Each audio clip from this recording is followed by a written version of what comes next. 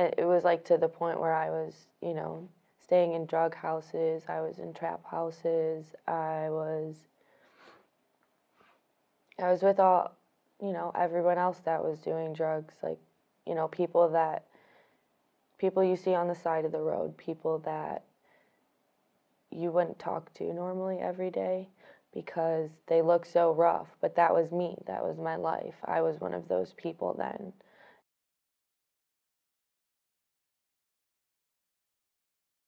And me and my boyfriend, uh,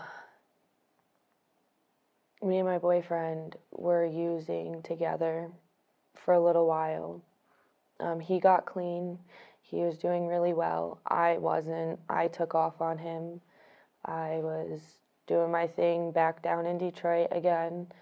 And then him and my mom came to get me from the neighborhood.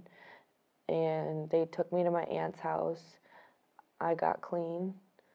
And we thought my boyfriend was clean too. Like, we really thought he was clean. He wasn't. He was using.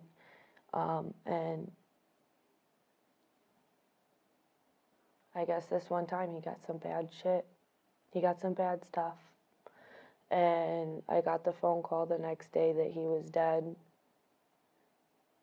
And then I kind of just spiraled back out of control. I just felt helpless. I felt almost violated by a drug, you know what I mean? And it's not a good feeling to feel like a drug has the power to come into your life and take away your morals and take away your values and then take your best friend, the only person that you've ever loved as much as you've loved that person. And it's scary, and it makes me angry, you know? I just basically was so scared to feel the reality that he was gone and I was never going to be able to see him again. And even though he came to get me from that situation and get me to a safer place where I can thrive and be healthy and do the things I need to do, it was more of just I didn't want to face that reality. I couldn't believe it. It was almost not real to me for a little while. So I ignored it, and I would just get high every time I thought about it. After I had my little, you know, after I fell down again, I had a lot of people talking about my boyfriend on Facebook, on just on all social media.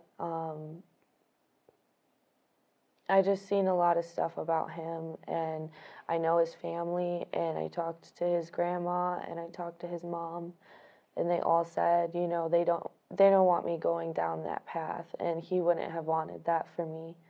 And so I had to start thinking like that. I didn't want his death to be for no reason.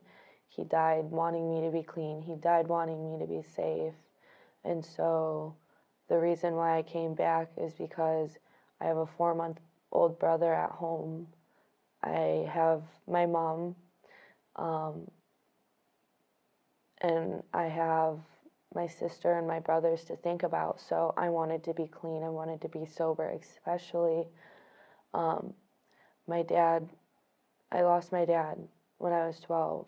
It's the same thing. He was an opiate addict. He ended up just, you know, they did an intervention, and